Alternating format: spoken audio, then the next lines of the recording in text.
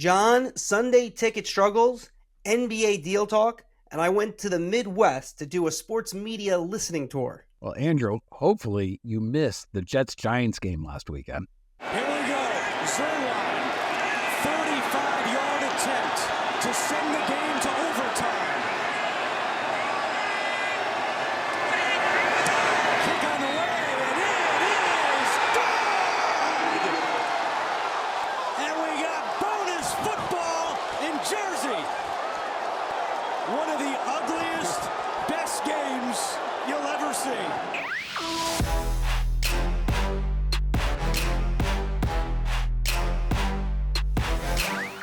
And we're back. The Marchand and Ourand Sports Media Podcast. I'm Andrew Marchand, sports media columnist for the New York Post. He's John Ourand, the media reporter for the Sports Business Journal. And John, good to be back.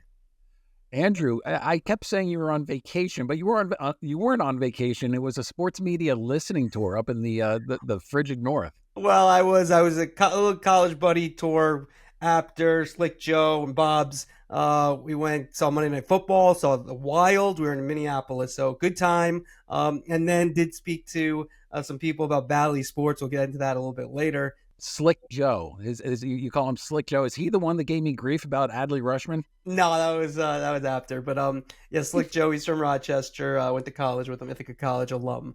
Yeah, we had a good time in Minneapolis. The reason he got the Slick Joe nickname is because when I was in college, I liked the rapper Slick Rick. And Slick Joe is not really that slick, and so then I started calling him Slick Joe, and it's stuck forever. So that's where we got to that. All right, let's do it. Who's up and who's down? Who's up? Who's down? Yeah, let's get right to the who's up, who's down. I'm going to take the first one. My who's up, I have Gary Bettman, the commissioner of the NHL. The NHL has been around for more than a century. It's you play hockey on ice. It's hard to come up with new ideas to try to grow the sport. But last week, the NHL came up with an idea to have all 32 of its teams play on the same night. And they created a neat little marketing name around it, the Frozen Frenzy. And ESPN carried a triple header. ESPN produced a whip around show.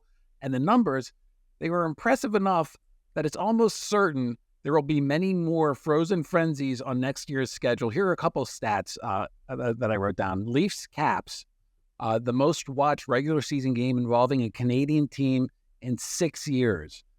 The peak audience across both ESPN and ESPN2, 918,000 viewers. Regular season numbers that NHL almost never sees in October. All told, ESPN numbers for the NHL, they're up 26% this season, a spectacular start. And it follows on what happened last season. Remember, that was when ESPN and the NHL did what they called the Big City Greens Classic, which directly led to the NFL copying that idea for its Toy Story game this year. So congrats to the NHL and to Gary Bettman. All right, my who's up is ESPN/ABC's Mike Breen, the lead NBA voice for the network, who signed a 4-year extension that adds on to the 2 years he has remaining, meaning he'll do it for the next 6 years. And if ESPN retains the finals, that would result in him doing the finals for 24 years if he completes the contract.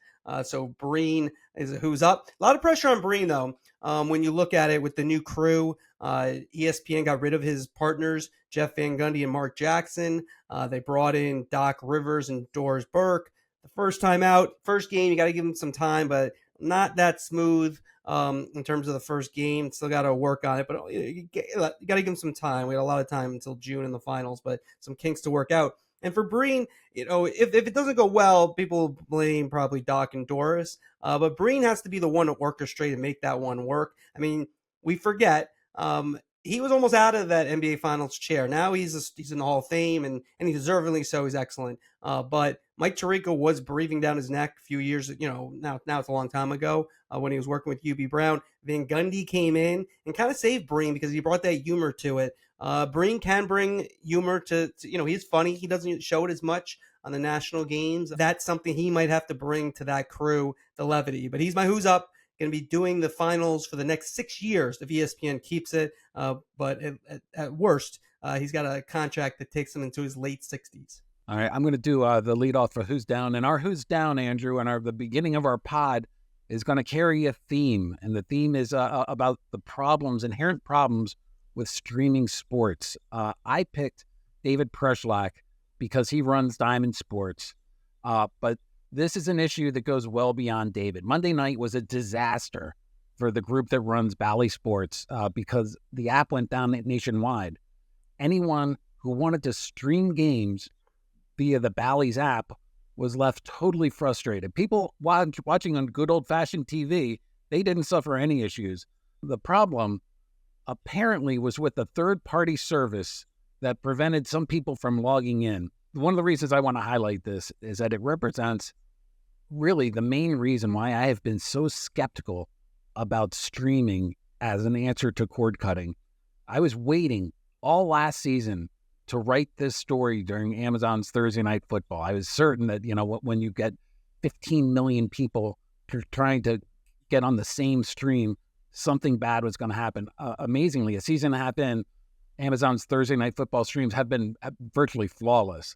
But could you imagine, Andrew, just think about this. What would happen if ESPN went dark for a night, or Fox, or NBC, or CBS? I mean, are fans' expectations really lessened to such an extent when it comes to streaming? A nationwide blackout of a streaming service? That's bad enough that if I ran a league or a conference, I would really think twice before I put all my eggs into the streaming basket. I'm going to stick with that theme. My Who's Down is YouTube's Chief Business Officer, Mary Ellen Coe. Why I picked her? Because we have to do an individual. So she takes the fall because she was saying how great Sunday Ticket is doing. Well, last Sunday, it was a disaster. I thought it might have just been my service, but everyone was having trouble, especially with the red zone. Just wouldn't work. A lot of pausing. YouTube acknowledged the issue. I called for them to give a rebate for the week. I emailed them on Monday. Have not heard back as we're taping this in terms of if they'll consider a rebate or to explain what happened.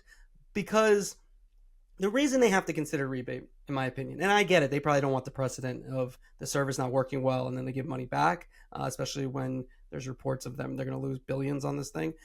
But it's expensive. This is not a cheap product. You do the math and it's about $20 a week. The idea that it doesn't work flawlessly is ridiculous. And you brought up a good point with Amazon. I mean, when you look at the NBA, if they want to get into business with a streamer, Amazon has not had any problems with Thursday Night Football. There's been here or there, you hear about this or that, but in terms of overall big problems, and to me, that's really important. And, we all kind of bow to tech companies that they'll be able to figure it out, especially because they have so much money, from Apple to YouTube to all these, big time companies. But it's not as easy as that. You have to actually prove it. The MLS and Apple had a problem. It's kind of like a tree falling. Nobody heard it, but during one of their weeks where the service was out for a while, it didn't make a big stink, but again, was an issue. So YouTube to me gets my Who's Down, and so sorry, Mary Ellen Coe. Never met you, but you're my Who's Down. Again, we come to a level of expectations, and this takes us into our first topic, which is NFL Sunday Ticket and streaming. The expectations levels are the MLS game went down, and you saw some people upset about it on social media. If this happened with traditional media, if this happened during the rise of cable TV, you wouldn't see all these rights going to cable TV, or at least you would see it going a lot slower than normal out there. I'm really surprised that they didn't, that YouTube TV didn't have something in place in terms of rebates or even messaging if this happened. DirecTV had it down to, DirecTV wasn't a beloved service provider either, but they had it down to a science where if there was a hiccup, then they would offer rebates, or they would have the messaging getting out there almost immediately. This is what went wrong, and this is why it went wrong. And I was really surprised to see all of the complaints about YouTube all day long throughout Sunday, and there was really nothing that YouTube was doing to counteract those messages. Yeah, and I think it might have been an overall problem with YouTube in general, but again, they have not responded as of yet. So this is a bigger issue that you're getting at, and it comes into one of the other topics we have is the NBA deal, and where that goes. I mean, how much do you think, when you look at the equation for these leagues, money is one thing, of course, that probably wins the day, but then in terms of delivery and the amount of people and reach, where do you see that, and where do you think that Google and YouTube, are they players when we think about the NBA? And again, it's just one day. And before that, they'd really done well. Sunday Ticket, it came out of the gate, pretty good. But how do you look at that? As it pertains specifically to the NBA, and I think you can throw the NFL in here, and I think that we saw this also with the Big Ten and some of the bigger college conferences. They still prioritize the reach that broadcast television can bring. So with the NBA, I right now in 2023, I find it unthinkable that they would take their biggest events, which would be the championship series and probably the conference final series of the playoffs, and put those exclusively to a streaming service. I think that would take chance. I think that would take a really big leap. Could that change in 5 years or 6 years for the next NBA rights deal down the road? We see where the trend lines are going. They're certainly headed that way. But yeah, is YouTube a player? I think they're a player if they're interested in getting into sports and they can carve out an NBA package. I think that they would be a player, and I think the NBA, if it's a package of games where it's almost like a test where you get like $1 billion and you're testing it out there.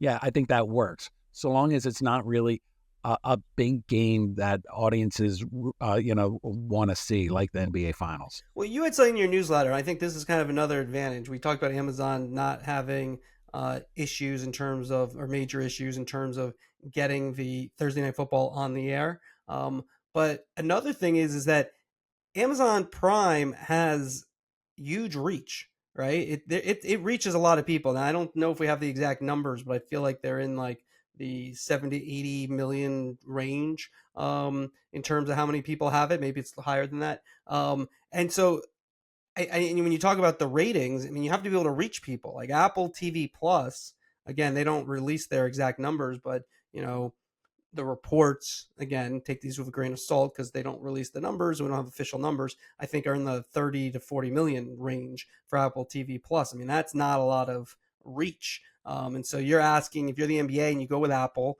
you're asking to do a lot of work. Now, obviously, they have a great distribution system. They're sending me notifications for all kinds of sports. I don't know how to turn that off. I'd like to turn that off, Apple. You could teach me how to do that. Thank God I have that off. I don't get those notifications. I get notifications. And then it sent me the Celtic game, but it didn't send me to the right.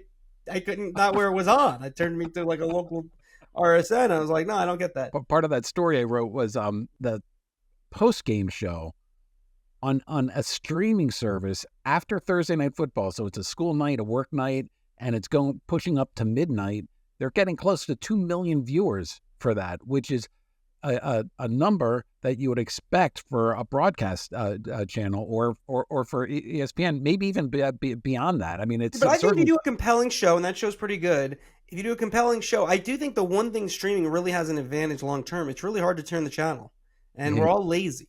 Like, I know we don't. We are. I mean, it's not. You don't want to be, but if you want to watch Van Pelt on ESPN, it takes like effort at that point. That's why those ratings for Van Pelt, especially, like obviously he does a good job, but he's helped very much by being after big events and being featured that way and having that lead in, which leads probably to audience trying it out and then making it a habit. But so I think it does make some sense that they do well because the show is pretty good. Like, I want to make one point about there have been a lot of reports out about how much money YouTube TV is losing on NFL Sunday Ticket. I think they have 1.5 million subscribers, and there have been a couple reports out there suggesting that they're losing close to $2 billion on this deal. Is that good? It's a shell game, Andrew. It okay, depends on how you doesn't define sound it. good to me. Losing $2 billion sounds bad to me, but I don't know. I never took any finance. Look, that's quite a loss leader there. They did this deal in order to grow the subscriber base of YouTube TV. And so if YouTube TV ends up getting more subscribers than Dish Network, which is there's good potential for that. All of a sudden, all of the deals that they have with Disney and with Paramount and with Fox, they get better rates because they become a bigger virtual MVPD out there. And so the question is how much they're gaining from doing that, or how much they have to potentially gain from doing that, and we don't know quite the answer to that. So that big headline of they're losing $2 billion on Sunday Ticket, it's not really $2 billion. We just don't know what that is yet. And one other topic that we had on here in terms of the NFL, the ad sales, ESPN moving the Monday Night Football to ABC. That has kind of made the market for ad sales, at least in-season ad sales, a little bit crowded, correct? Most of the broadcasters are furious. Is furious a strong enough word here, Andrew? Are irked at the irked? NFL. Well, I think furious is higher than irked, but okay, let's go furious. They're mad at the NFL for simulcasting Monday Night Football on ABC. Because it's on ABC. They're getting a bigger audience, and now everybody's running around trying to sell ads in what they call the scatter market. They sell ads in the upfront market. Now this is sort of the scatter, and scatter's always been like sold in the fall, and they always get a lot more money for that. But now because you have NFL on a broadcast network, ABC, and you have those ratings we just talked about on Amazon. Amazon is up like 20% on Thursday Night Football so far. There's a glut in the market for impression, what they call impressions. It's sending prices down, and every single one of the broadcast networks is lobbying the NFL saying this simulcast on ABC, it better be a 1-year deal. Let's move. I'm going to move a topic up in terms of where I had the rundown. Let's go to the NBA next. We had World Series, but let's go NBA because I think we're still in that theme of what we're talking about. A lot of stories now. Stuff we've been talking about for a long time, and now headlines. Headlines. A lot of stuff that we've been speaking about. Kind of the same information, but I kind of want to get your opinion on some things as we get into it. All right, we had your crystal ball, which was a little bit 2 weeks ago. It was a little bit hazy, but I've seen Netflix be mentioned a few times. I think the NBA again. I don't look. Two things I'm going to say. I'm not saying I don't like to imply whose source, people's sources are, because people are 90% of the time wrong about my sources. So I don't want to play that. I do think the NBA maybe wouldn't mind having the thought out there that Netflix is interested to get the other. You can be stronger than that, Andrew. They would like it, but I can't say it's them that it's saying, oh, Netflix is really interested. I just don't think there's really much evidence that Netflix is going to be heavily involved in the NBA. I would agree with that. If we're handicapping right now, I have Netflix on the outside looking in, and that's on the way outside. Yeah, and we also know CBS, we had Sean McManus on. He said they're not out. in. Yeah.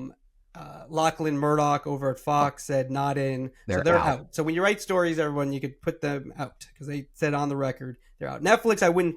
Just for the record, just in case it ends up being Netflix, I'm not saying Netflix is 100% out. I would say I would give Netflix like a 5 to 10% chance. I just think that if you look at their history, what they've said, it doesn't seem to add up. And they don't. I mean, I know they did some kind of golf tournament or something. They'd send out a release like live sports. It's no, that's not live sports. Yeah, I want to talk in shades of gray here. CBS has said that they're out. Fox has said that they're out. Netflix has said, they'll kick the tires. They're interested in live sports, but both of us feel like they're not a serious contender for the NBA rights this go around. Okay, so everyone thinks ESPN is gonna bring it back. As we've said for a long time, fewer regular season games, but want to keep the finals and the playoffs. You agree with that? Yes, I totally would agree with that. All right, and then Warner Brothers Discovery, where do we stand on that? I think I'm higher on Warner Brothers Discovery than you are, Andrew. I think Warner Brothers Discovery is going to keep a pretty significant package.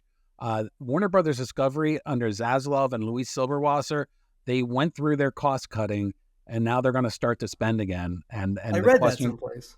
Pardon me? I read that someplace. I don't know. I said that same thing. They didn't even get a mention. The college football, I mentioned they could be in on college football. I know you say no All right, maybe not. But yeah, they've cut. Now they're going to spend. But you think they keep the NBA? I think they keep the NBA, yeah. All right. Then there's definitely going to be a third package. Adam Silver said that. Definitely going to be a digital package. No doubt about that. I think Amazon's the favorite at the moment. Would you agree with that? I would agree with that. Okay. So right now, in November 1st of 2023, yes, I would. Those are the three partners that I see the So NBA. no getting. Apple. You don't think Apple's going to get in?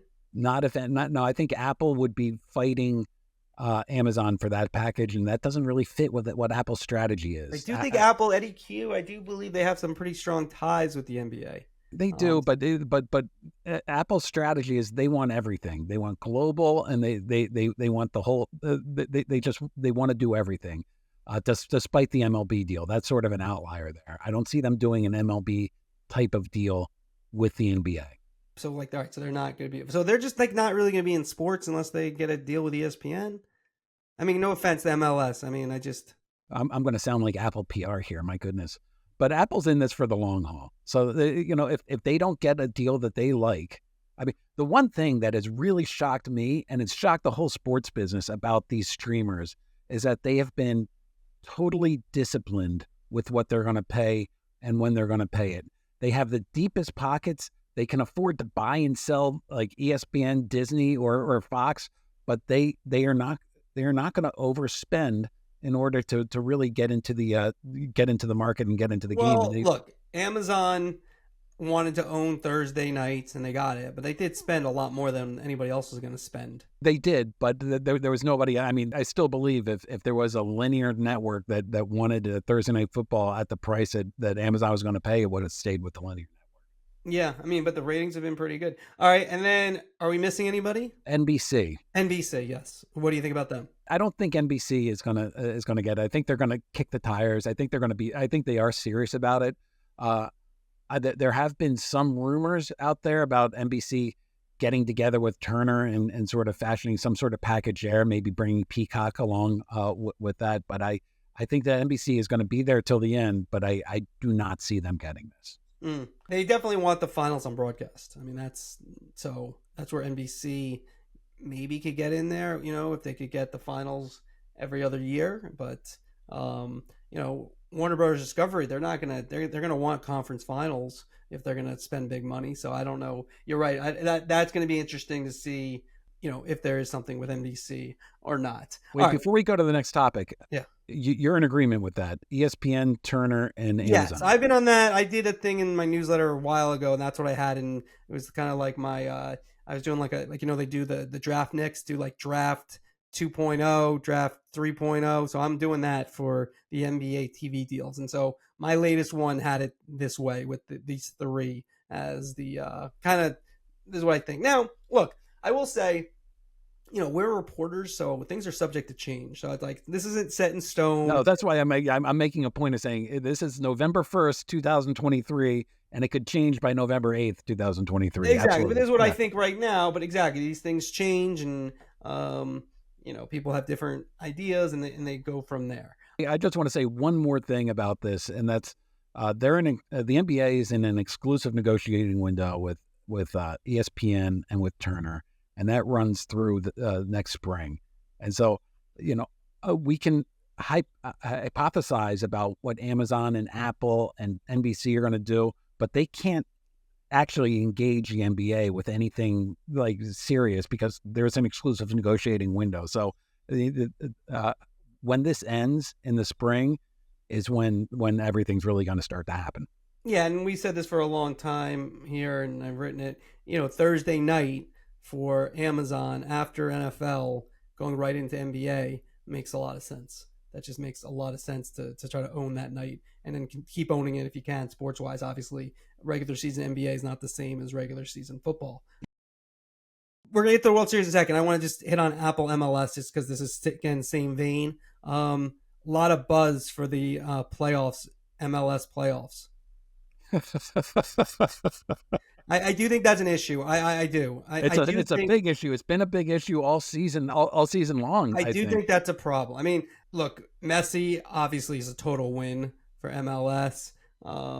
He's the best player in the world, and I'd say ever, as well, and he's still very good. So come next year, that's going to be a big boon for them. And then there's a lot of big time international soccer events, including the World Cup in 26 coming up. So that's momentum for Apple. The issue is, I think they have to change. They have the games at the same time. That was a mistake. They got to change how that is, because you can only, it limits how many games you could watch. And just secondly, though, maybe we're older, but like, I just don't know. I feel like it's out of, like, it was more in the know when it was on ESPN, and on, now it's on Fox still, but like they don't feature it because they're just doing like a deal where, they took the content. Am I right with that? And again, maybe it doesn't matter if they're getting the numbers. I just think the one other thing with streaming that's very difficult is that you only are going to get it's hard to grow audience. It feels like to me, you get your core audience. Like they're getting people,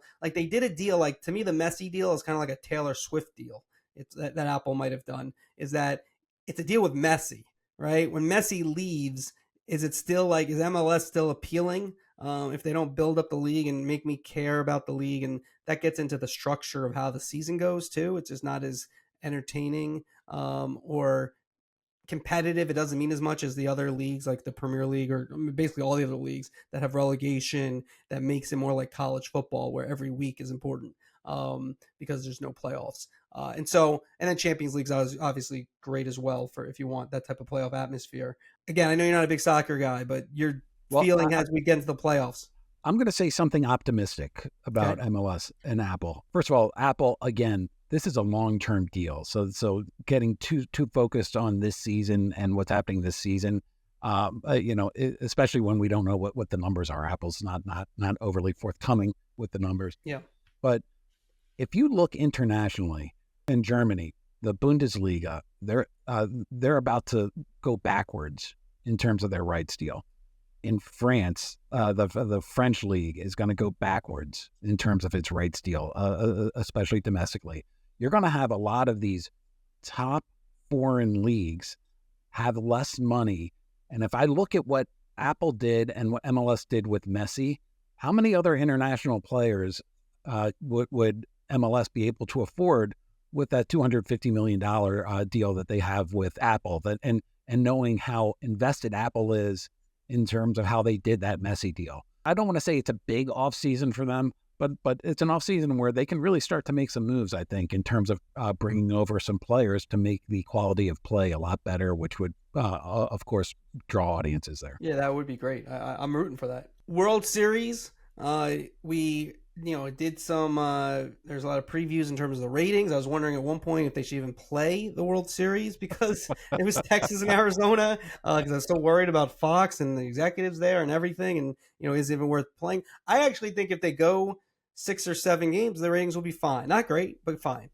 Yeah, I totally agree with that. If they end up going 6 or 7 games, I think that they're going to be okay. Even if it's a 5-game series, Andrew, I just feel like baseball goes through this. There's an overall story about the baseball season, about the pitch clock, the shorter games, getting rid of the shift and having more offense, having bigger bases and fewer throws to first base to encourage stealing. It's become a better game. You've seen it in attendance at the stadiums. You've seen it on television. And the fact that these two teams are in the World Series and whatever the ratings come, it's not going to diminish this as being a step forward for the league. No doubt about it. Now, Rob Manfred, the commissioner, who we had on a couple of weeks ago, he did an interview and said that, they could maybe take over 14 more teams, games, MLB, which isn't a surprise to us, considering what we've talked about with Diamond Sports and Sinclair. I've also got more indications that Diamond Sports, as you've said forever, they're in trouble. I mean, not that that's like, that's obvious, but like it's coming. My question to you is, do you think next year, they already have 2 teams they're doing? They do what they're doing, the Diamondbacks right now and the Padres. And do you think MLB will be in control of 14 other teams by the end of next year? By the end of next year, I would bet that they would, more so than not. I think that there's a really tough path for Diamond right now. They need to cut deals with the MLB, NBA, NHL. They need to cut deals with DirecTV, Charter, and Comcast, and they need to cut deals with their own creditors. They're fighting these three different battles. If they lose any one of those, everything falls apart. So it's going to be a tough road ahead for Diamond, and MLB has already shown what it wants to do and that it can produce those games. The big question just comes in terms of money and who's going to pay for this, and whether these teams are prepared to get less revenue from their local media rights. And do you think that MLB, like, who's a better distributor, right? The thing is always been, like, when the NFL Network added, NFL Network came into existence, it was obvious that it seemed like they wanted to make an alternative to ESPN. Has not really worked out that way. Yeah, it's 20 years in. It made some inroads, but just feels like, they put in just the minimum amount of games, and so they get the fees that they need to get from cable. And yeah, it's probably nice to have, but not. They were trying to sell a big stake in it, and nobody really wanted it. Now, you go to direct to consumer. In theory, the NBA, MLB, all these places, NFL with NFL Plus, they can just go direct to consumer and skip the middleman. Do you think that's where we go ultimately, or do you think the middleman stays because it's just easier, just take a huge check, let them figure it out in their bundle, and go from there? What's your take on that? I'm curious to get your take on that, Andrew. My take is that eventually it's hard to be a media company, and it's hard to produce these games. And I think that's something that the NFL found out with the NFL Network. Which all of NFL media is still on sort of on the block. It's been for a while. They've been trying to find a partner. For teams, for every Yes Network, you have the Minnesota Twins Network, which sort of never got off the ground. It's what the Oriole Masson has been doing, like with the Nationals telecasts. It's hard to produce good games and set up like everything from an HR department to setting up contracts for freelancers there. And so I would expect at some point there is going to be a middleman that's going to come in and say, like, give me your rights. I'll be able to stream them. What's important to all these leagues is they want to be able to stream them and make them available on regular TV. And so you just have those two paths going forward. And I expect that they don't want to stay in this business. But baseball right now is trying to get as many rights as they can so that then they can sell all those rights to the... Yeah. Well, that's why I feel like we're in the nexus of where sports and media are going, and they're pretty much intertwined. I mean, what ESPN ultimately does in terms of what their stake is, do they take, money, do somebody from one of the leagues invest in the, networks, which I don't really get fully, like what's in it for the leagues with those deals. I think, and for ESPN, I can understand it. If you get, if NBA has, 5% equity in it, they're going to continue with you for the long term, and you have that exclusive content, which is the most important thing for their survival and prosperity going for the next, decades and decades, is to have these games. And, obviously things change over time, but, the Stephen A. Smiths and companies are fine, but it's the games that are going to sell these streaming services. So that's one. I also think you could make an argument, though, if you could win distribution. And, I do think they would like also the opportunity to have two players, mobile and digital. That's also a way to win. It's like, so it's that decision and what ESPN does, it could be very vital in terms of obviously their future. That's number one, of course. But number two is like where sports are going. Andrew, I want to get to your listening tour. Okay. You're like a politician. This is great. I got a text from Andrew Marchand from the Minnesota Wild game. There you go. From the Minnesota Vikings game. As you went out into the heartland, what did you hear about sports media? How do they view sports media? They all listen to the pod, right? They all listen to the pod. It was unbelievable. I couldn't walk anywhere. They hate Bally Sports. Like, nobody had anything nice to say about Bally Sports. I met. What did they hate about Bally Sports? Well, first off, they don't like that the streaming service is $25. That's like too much. And I will say, I can't say it's the people I spoke to. Some of them use illegal streams if they have to. They do some VPN tricks. They got all kinds of things going on. Wait, are you telling me Slick Rick uses illegal stream? No, not my friends. No. All right. Good. All right, lottie dottie. But no, none of my friends. No, they don't do that. They're upstanding citizens. Of course they're not from the Midwest either. So yeah, they hate Bally Sports. They don't like the idea. So like the message I got was, if you want to charge $10 a month, people would be interested in it. You're gonna charge $25, they're not interested. They're still diehard fans. So that was one. The other one, I met some people from Iowa. I did a tour of Target Field, which I recommend very highly. If you ever go out to Minneapolis, I covered many games there. To find out how that was built is very fascinating, and it's on a very small plot of land. How they built up, and it's really cool. And so, but I met some people from Iowa and the Blackouts. I mean, we know they're terrible, but like these people are diehard fans. They were season ticket holders of Vikings. They come to about 3 or 4 Twins games a year. They can't see them. I tried, I was trying to be, Mr. Sunshine, as you know. And I was telling them that, I think Bally's is going to go out. Tell me if I told them the right thing. Bally's is going to go out, and then they'll be able to stream all these games, and they'll get them all, right? Will the territorial rights still be in effect after that? No, but the territorial rights are a function of the RSNs. Okay, I told the right information, so I was Mr. Sunshine. Yeah, exactly. I mean, if we're paying all this money for the rights, nobody's going to encroach us on our rights. And baseball, Rob Manfred has been very clear. They want to get rid of the blackouts, and so it's nothing that they can snap their fingers and do. But it's in the process of happening. So yeah, so those are the two major takeaways. And so they're nobody's going to miss Bally Sports. And I do think, we said this before, people want a clean, clear way to just get their games easily at a reasonable price. So everybody wants to write about sports media, but not everybody loves sports media. No, that is true. That is true. I do think the price point is designed to keep people on cable, I think, at $25. It seemed to me people would be willing to pay $10 a month. Now, is that good enough for the leagues and the teams? I don't know. But I think the other thing that is a problem. I will tell you this. If they charge $10 a month for a stream, every single distributor will drop that channel as quick as they can. Like, go. I will tell you this. So the problem also with streaming, we've said this a number of times, though, is that everyone's making a decision. Like, I have a friend who got the Yes Network app and then realized he wasn't watching the Yankee games. And so canceled it. And so, you don't make those traditionally with cable, you don't make those decisions. You're not watching, okay, I'm not watching the Yankee games, but I got all these other channels. And so when it's just the one item, that's why I think ultimately getting to our question as we wrap things up here, I do think it's going to be a bundle.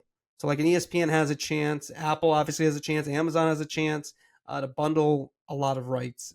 They are doing that as well. Like, NBC has kind of been smart in terms of, like, they get like little pieces of everything. And so you need them, but they don't give you everything. So it's kind of like they spend a little bit less, but they force you to have, if you like soccer, that they have everything with the Premier League.